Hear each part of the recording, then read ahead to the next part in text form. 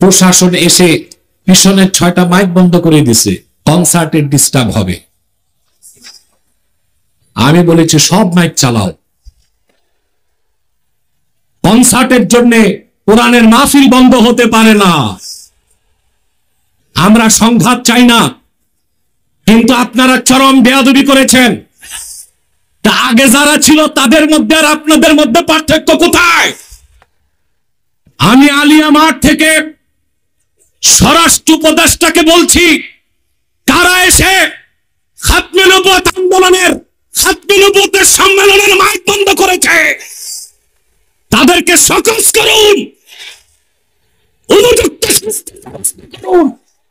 বাংলাদেশের মানুষ এইরকম জবাবদিহিতা ভবিষ্যতে আরেকবার। আপনারা জানেন আজকে সিলেট মহানগরে দুই পাশে 2টা গানের কনসার্ট হচ্ছে, আর এখানে আল্লাহর কোরআনের মাহফিল হচ্ছে।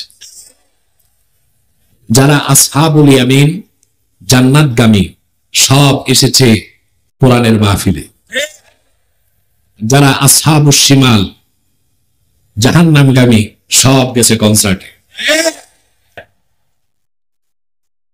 আমার দৃষ্টিতে হযরত শাহজালাল রহমতুল্লাহর ইজ্জতের দিকে তাকায় হলেও সিলেটে কোনো গান বাদ্যের কনসার্ট হওয়া উচিত না।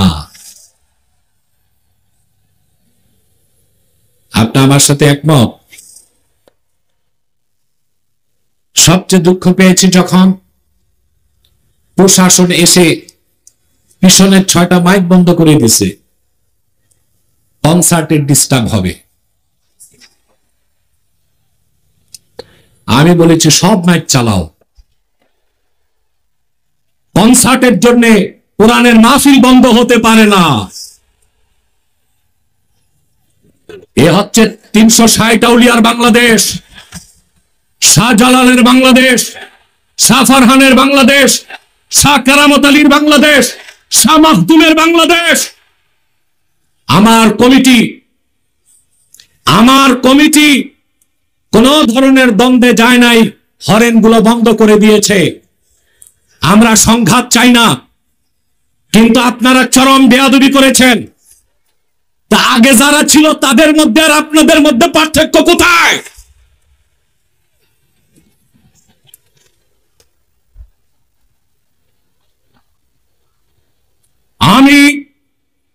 আমি আলিয়া মাঠ থেকে স্বরাষ্ট্র উপদেষ্টাকে বলছি, কারা এসে খাতমে নবুয়ত আন্দোলনের, খাতমে নবুয়তের সম্মেলনের মাইক বন্ধ করেছে, তাদেরকে সকস করুন, উপযুক্ত শাস্তির ব্যবস্থা করুন।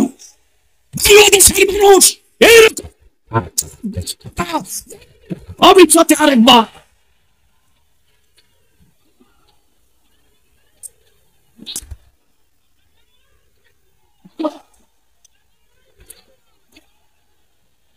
আমার ভাইরা, আমরা ধৈর্য ধরেছি, কিন্তু ভবিষ্যতে সাবধান করে দিচ্ছি। সম্মানিত সুধী, বসে যান। আমার ভাইরা, আমি যারা এই কাজ করেছে ঘৃণা প্রকাশ করছি তাদের এই কাজের। দোয়া করি আল্লাহ তাদের হেদায়েত করুক, আর হেদায়েত কপালে না থাকলে আল্লাহ যেন পানিশমেন্টের আওতায় নিয়ে আসেন।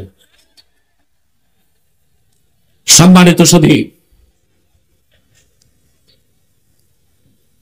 আপনারা যা এসেছেন, এখানে আসার পেছনে পার্থিব জাগতিক কোন স্বার্থ আছে? আমরা এসেছি আল্লাহ তার হাবিবের রেজামন্দি হাসিল করার জন্য, অন্য কোন উদ্দেশ্য আমাদের। এখানে এসেছেন, প্রতি শ্বাসে 10টি নেকি পাচ্ছেন, আলহামদুলিল্লাহ বলুন।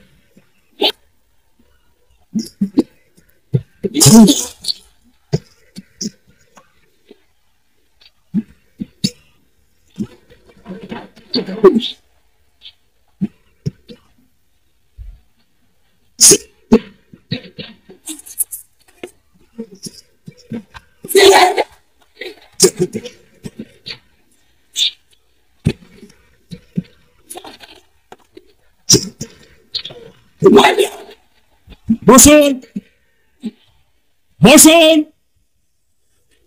সম্মানিত সুধী, আপনারা ধৈর্যের সাথে বসুন। আমরা আমাদের বক্তব্য কি স্পষ্ট করে দিয়েছি, বাকিটা প্রশাসন দায়িত্ব নিবে।